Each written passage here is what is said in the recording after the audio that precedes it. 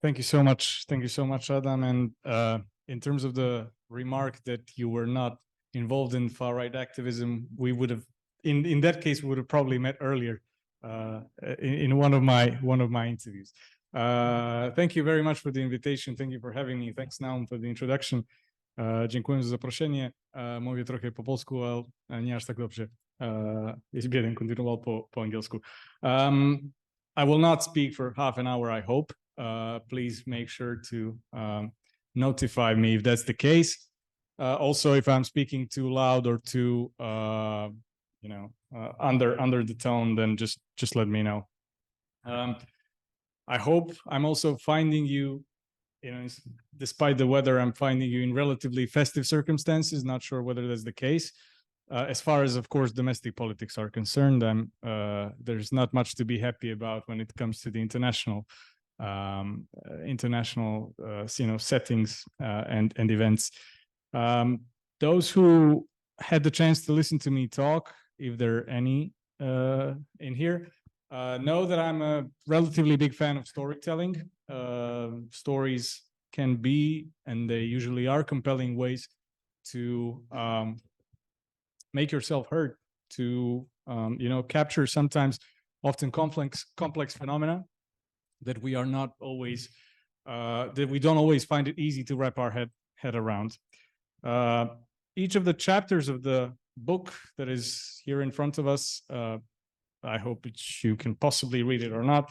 I also have to say, as a disclaimer, that that unfortunately I do not have that many copies. I wish I could have shared some here, but each of the chapters in this book obviously starts with a story, story that is meant to give purpose to the chapter, meant to sort of explain what the chapter is about.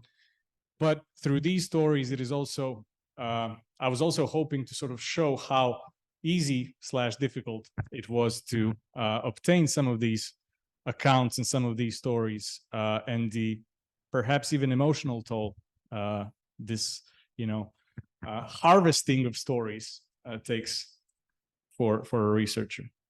Now, book presentations are usually occasions, I believe, where one is supposed to present their research in, the most promising of all lights. I have to warn you that this will not be the case today, as I will actually start the presentation with a story, with an anecdote that got me thinking whether the entire project, including the result of that project, this book, is a futile endeavor in and of itself, and that is seriously hindered by the validity issues that most of us as researchers have troubles figuring out and relating to. This is not necessarily the case with far-right ecologism, but with, I would say, any elite interviews. And it also made me think about how incomplete field relationships are and how they impact theorizing, as you will find out. So I guess reflecting on this incompleteness in a way paid off. And this was my way of saying that some of these stories, some of the method, and some of the actual content in this book is very much incomplete, but that is also an invitation for the questions and for criticism, of course. I wrote the whole book about it in an attempt to answer the question.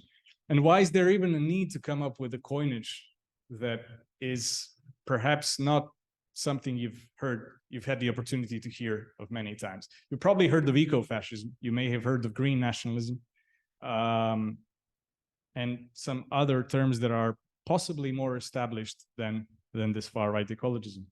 And let me start actually by answering to the first question, what is this about? It's going to take me some 20 minutes or so, but bear with me. Simply put, the interest in this topic and my attempt to answer this question was related to my interest in the Odd Bad Fellows, just for you to understand how this book came about. The idiosyncrasies, the matter out of place, in Douglas's words, the things you don't commonly associate together. Kaczynski with an animal, Salvini with a cow. They're actually, I'm just trying to point at many of the leaders on the right, and not necessarily the far right, and many of the leaders, political leaders, tried to take pictures with animals in an attempt to convey a kind of a positive and, you know, open-minded and overall approachable message to their interlocutors. Oddly enough, and take it as you wish, I could not find an image of Donald Tusk with an animal. So there's something for everyone, I believe, here. In terms of the conclusion that you're going to draw. But anyhow, the odd bad fellows, the things you don't commonly associate together.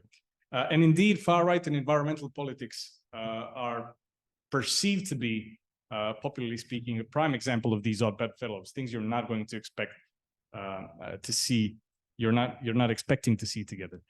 But I actually argue that this is a misplaced tendency or misplaced argument in and of itself, that is building on the universalism of the environmental movement, the history of the environmental movement that takes the 1960s or so as its starting point. And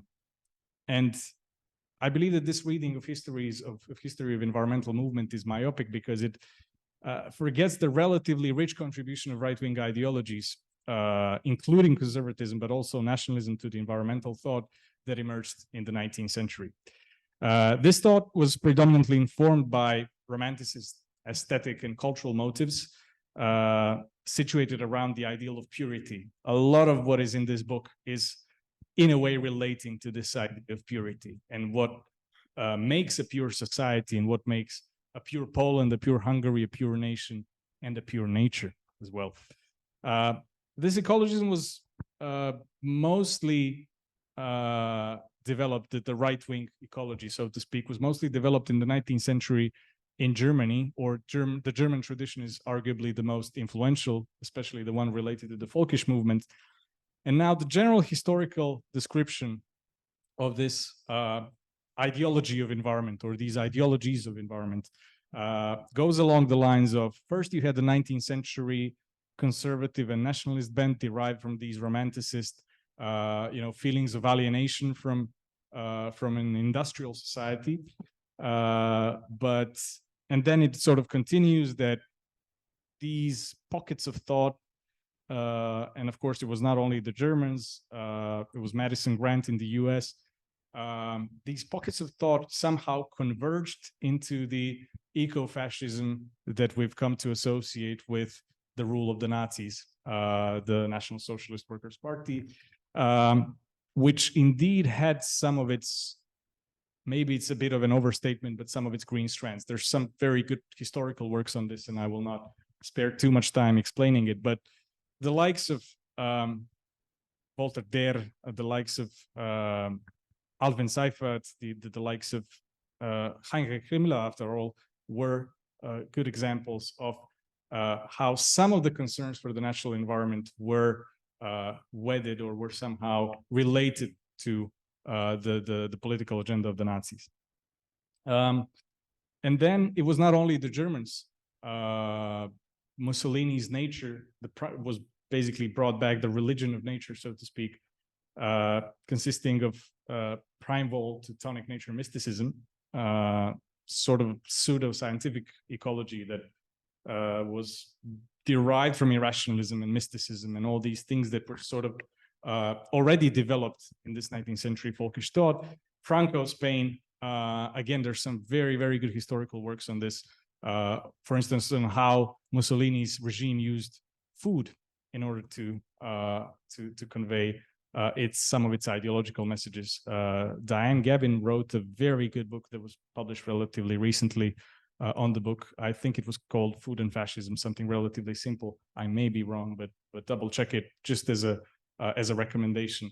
And for me, not having to delve too much into it. But this ideological far right intersection with environment, or nationalist intersection with environment, is thought to situated around this ideal of purity, is thought to have perished with the Nuremberg trials, with the end of the Second World War. And of course it didn't. It was very difficult to be a Nazi in the Second World War, well, depending on where you were living at the moment. But this logic continued to exist, this mysticist, purity-centered environmentalism. But then again, I don't think that this was all that this eco-fascism and this far-right ecologist tradition gave to us. More specifically, I'm thinking about overpopulation that became kind of a concern ever since the 1960s, that was in a way trying to use the rational arguments. So we're no longer in the mysticist terrain, but using the rational environments to call rational arguments to call for an expulsion of excessive human beings, human presence in some parts of the world. It is easy to envisage how such logic was, of course, appropriated by the far right in their nativist calls to kick out the immigrants, polluting the balance of the national ecosystem. Since, of course, this is one of the homes of process sociology. I'm quite sure you can relate that to some of the Elias's findings on Winston Parwa and the established and the outsiders, who the outsiders in this sense are. The nomads, those who are not rooted to the land, those who are not finding their land, thinking that the land in which they're based is their home. But even though this book explicitly deals with a bundle of far-right arguments that are related to the environment, I argue that actually far-right ecologism is not only a property of the far-right parties, even though I looked at the far-right parties in this book. And how do I know this? That's a good question. I was told by a friend. Sometimes, of course, the anecdotal can actually help in understanding what we're on about here. On the left-hand side, you have a duck, obviously, not a real one, crossing the bridge or going under the bridge on the River Thames. The meme is obviously ridiculing. I don't know if you can see it, but the meme is obviously ridiculing the nature is healing, we are the virus memes that basically emerged on Twitter following the emergence of the pandemic. And some of you may recall some of the memes that were a part of this bundle. But then if you think that only a small group of people has fallen prey to such potentially misanthropic messages, then what do you think about the guy on the right, Josep Borrell, the EU senior-most diplomat who woke up the ghost of Zygmunt Bauman from his, modernity and the Holocaust, speaking about the European Union as the garden that needs to be nurtured, preserved, and cared for so that it doesn't become a jungle. And of course, I'm quite sure most of you in this room know that one of the main arguments of Bauman was that the modern culture is the culture of genocide, which may seem as a far-fetched statement, but in terms of how one is supposed to care about that culture, how one is supposed to care about that society, and how one is ultimately supposed to care about the environment, can bring some rather dangerous ideas and arguments that are associated with these seemingly again benign messages as such. Then again, if you still find these two examples to be just me removing things from context, don't worry, I was thinking actually the same. So what I did was I actually tested these and similar messages on a sample of environmental activists, only to receive rather worrying results, followed by this appropriate look of Bauman. What you can see is that I tried to replicate in somewhat of a, so I changed the framing, obviously, of the message. And I tried to test to what extent is this message likely to with a bunch of other messages that I find to be similar with far-right ecologism. I tested this on a sample of environmental activists, and the blue part of this graph that you can see are the people who either strongly agreed or agreed with the statement. Now, again, in and of itself, this does not have to mean much. After all, I'm sure many of you have possibly even voiced some of these or similar thoughts in your lives, myself included. And when we say this, when we utter such statements, we don't straightforwardly think that we, some people should be killed, or that we don't think of mass murder when we say things like this, but it's easy to understand how problematic the slippery slope of far-right ecologism is, and how some of the statements that I actually found in my research, that I came across in my research, were very close to the statement on the left. And what my book does, being the work of predominantly environmental theory, is trying to understand also where these discursive bridges between far-right ecologism and whatever is on the other side, we can call it mainstream environmentalism, environmental thought and whatnot, where these bridges may be found, how strong these bridges are, and in spite of not being an activist and not being someone who was very active in an environmental movement, aside from being a sympathizer and someone who would attend a few of course volunteering events, I also hope that this book assists environmentalists in recognizing and coming to terms with these blind spots, and I guess that's the fundamental purpose of the book, beyond these silly stories about nationalists caring about the environment, and not necessarily silly, as you will find out. Now, why these blind spots occur? Of course, just because discourse is naturally ambiguous, but also because far-right ecologism is a broad ideological church. And now we get to why am I not using simply the eco-fascism as a term. This broad church is taking some of its content from this eco-fascism, but it's also taking a lot of its content from the broader right-wing pool of ideologies, namely conservatism, nationalism, populism, and even libertarianism to an extent. For instance, in terms of conservatism, the works of Roger Scruton were particularly influential on my interlocutors on the Hungarian and Polish far-right parties, believe it or not, and even anthropocentric stewardship, this idea that human beings should be the stewards of nature, something that is pretty much the mainstream of how we relate to the environment collectively, again, as societies, generally speaking. The idea of a nationalist autarky and self-sufficiency, we should be reliant on the food that we produce in our own homes, in our own places. We should be reliant on the energy that we produce, and not, importing stuff. And, eco-populism, for instance, pitting the people against the evil elite, whether that elite is pushing for harsh environmental measures and environmental policies, or whether the elite is the polluting elite, whether the elite is actually killing us.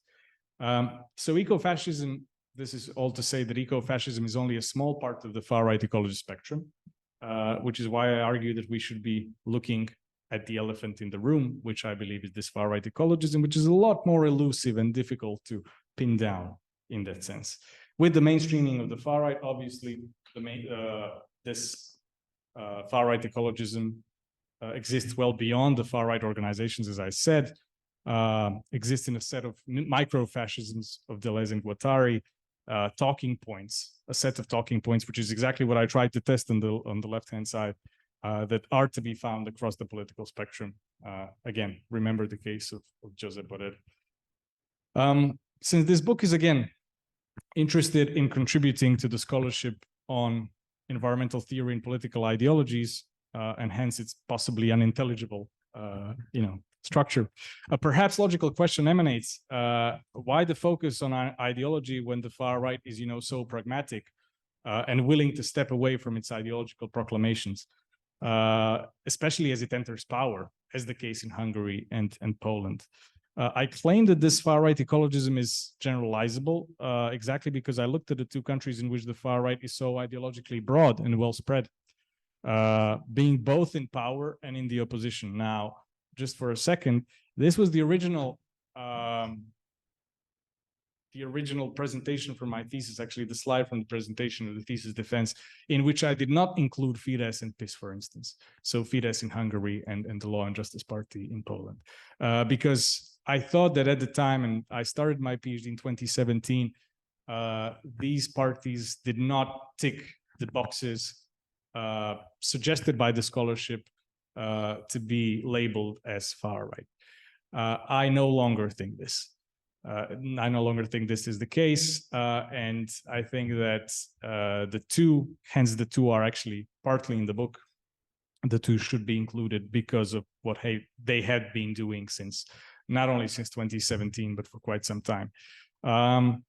Even when policy position change and bring about logical incoherences, which happens with parties and even non-party actors most of the time, right? This is what politics are about. They still try to use their frame of reference, that is ideology, to justify these shifts. So even when the far right changes its policy preference, say from being climate denialist to being, yes, we accept the climate, but blah, blah, they still use the same kind of ideological leaning to explain that. And these justifications may matter a little for what is happening out there, but much of what is happening with the climate crisis is going to be affected by the way in which we talk about the climate crisis. Now, the reason why I think this book is in a way topical, I suggest, is not only because the far right in Hungary and Poland are in power, but and are often being used as models and blueprints by the far right around the world. Obviously, when I came to the March Niepodległości in 2018, I was rather surprised to see at this event groups from all over, not only Europe, but all over the world. And that speaks volumes to how important the far right in Poland, but also in Hungary. As you know, the far right in Hungary is organizing quite a few events as well, international ones. How important these nodal points are for the far right, for what the far right has to say and do. But I also try to do, in my focus on Hungary and Poland, I try to do some, again, it's a very modest attempt to do some epistemic justice to Eastern Europe and the what I call throughout the book the epistemic semi-periphery. We learn about the phenomena usually by looking at either the global north or the countries of the west, and then we somehow try to copy those blueprints to societies in Eastern Europe. But I try to somehow, invert that picture or invert the puzzle, whatever the metaphor would be here. Since Eastern Europe is really an imaginary that is often spoken about, but that never gets to actually speak.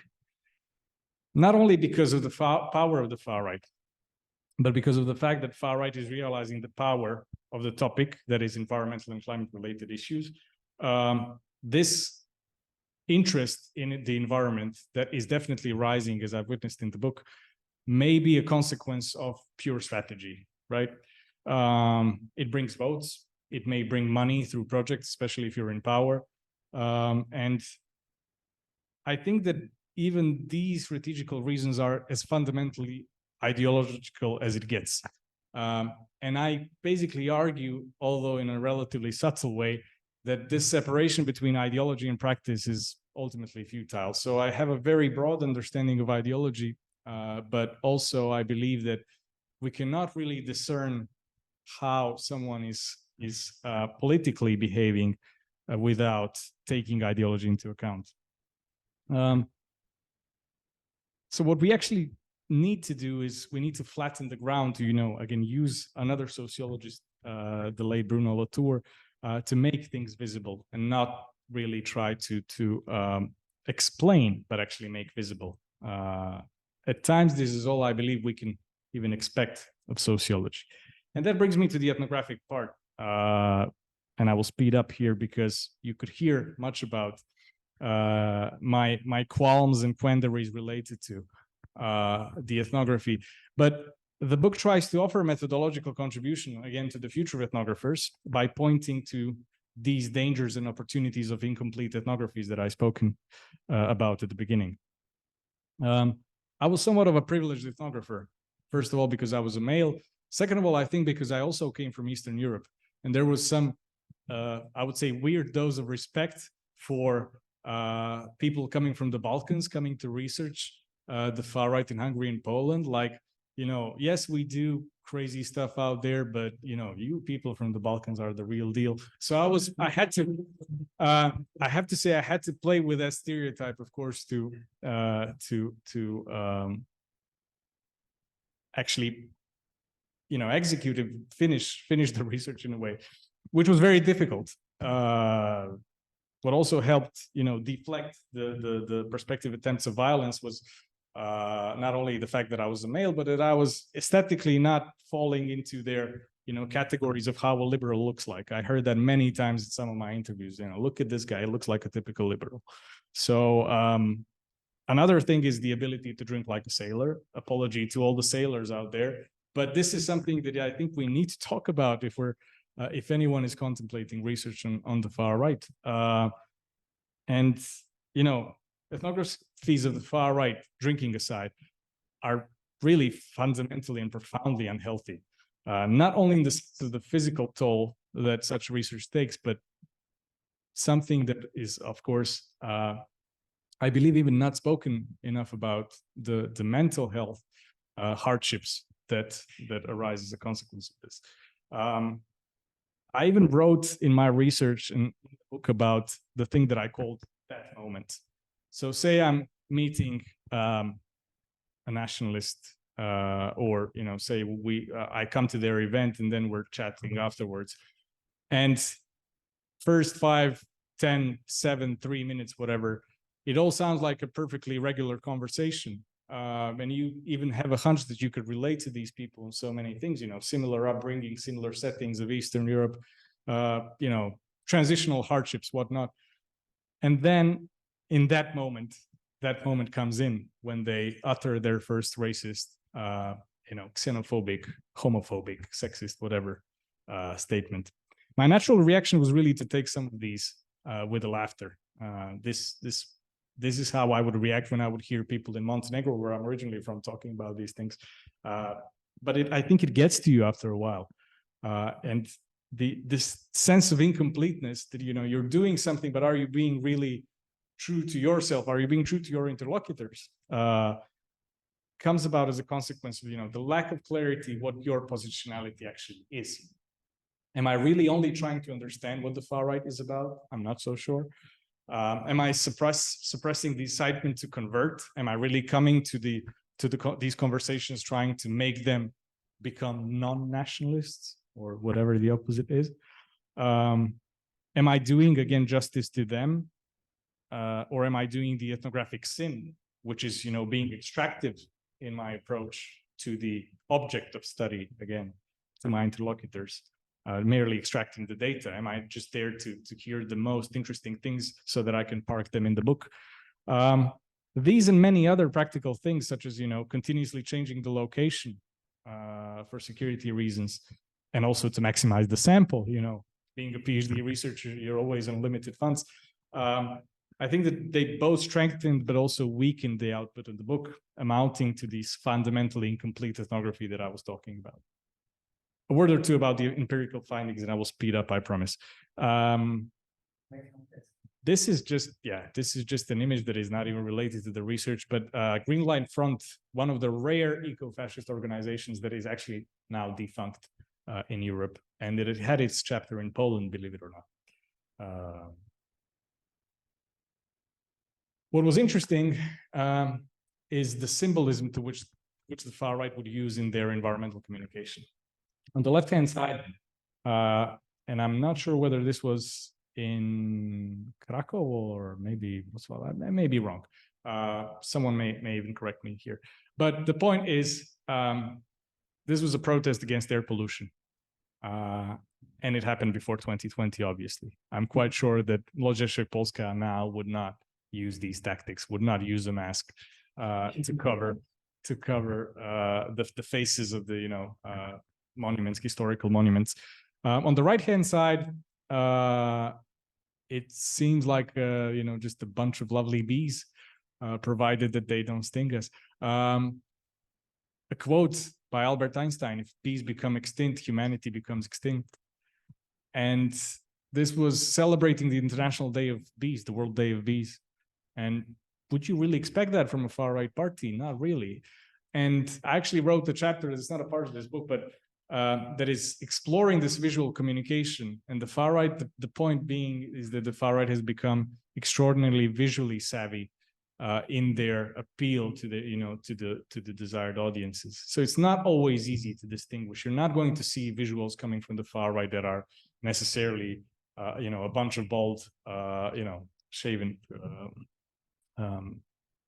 bodybuilders or whatever that are picking rubbish from the forest. There are some of these pics, but not that many.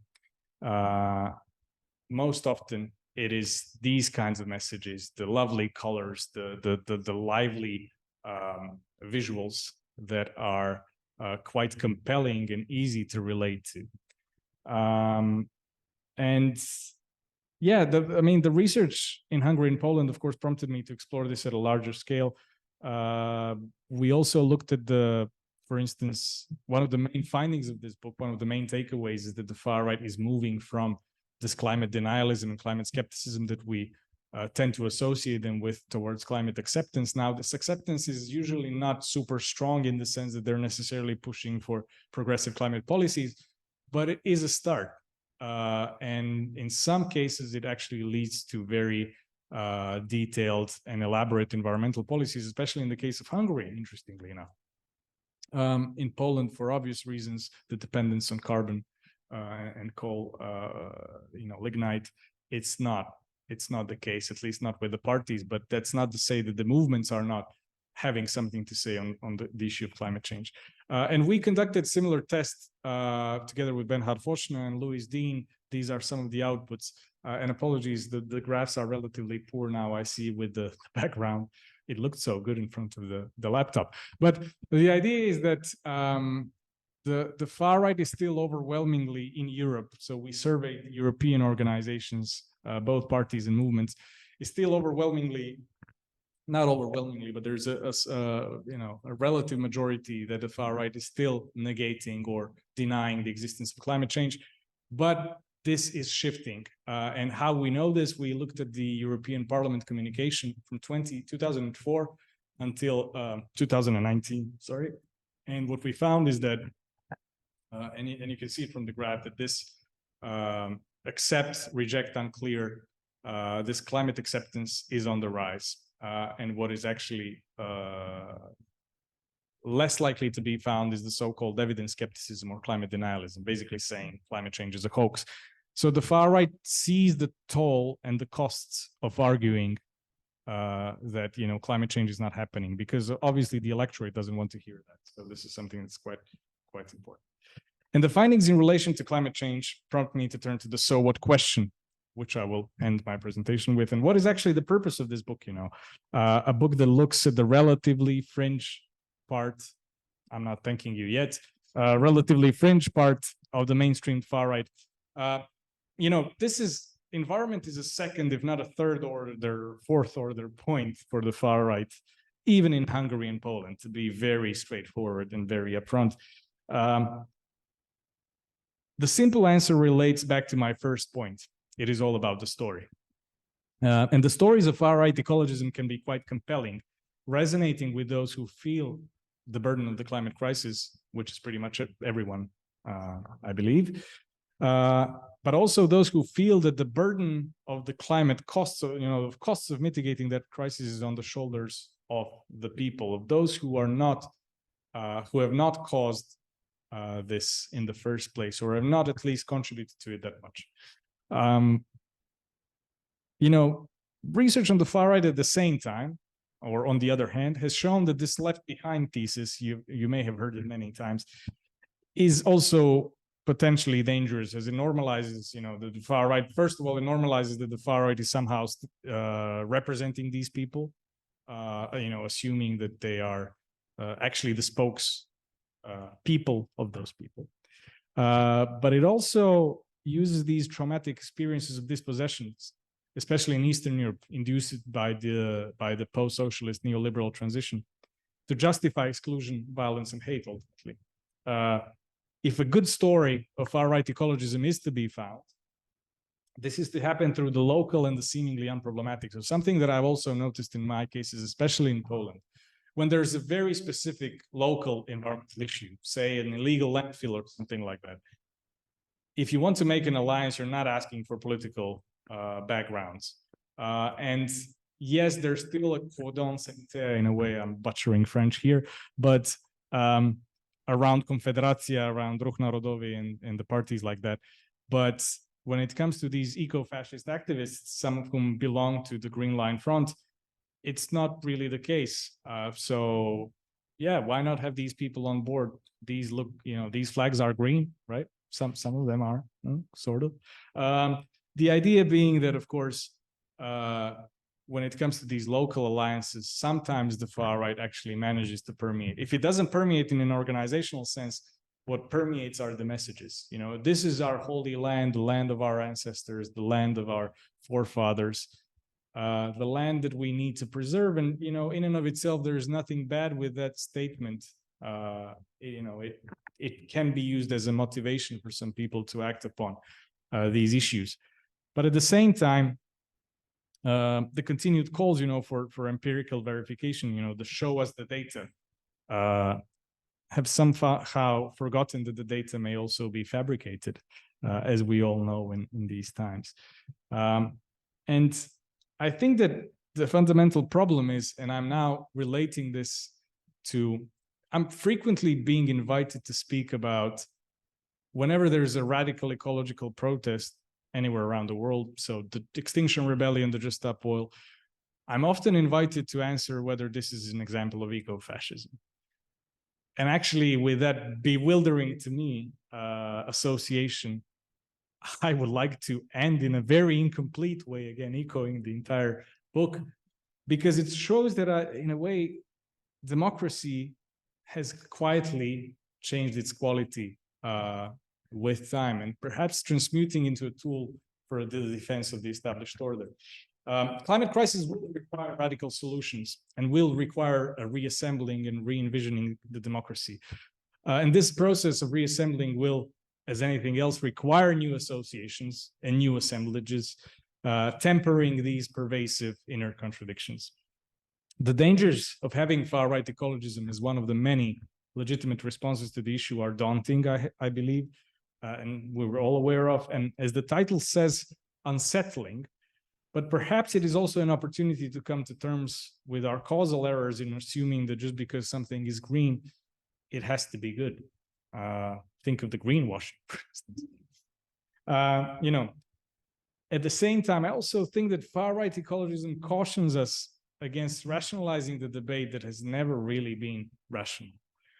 Coming to terms with the presumed, the commonsensical, and the logical, all three very highly contested terms, also mean that we need to engage with the implicit parts of discourse, with the silences that are buried in not only the environmental discourse, but in politics, generally speaking.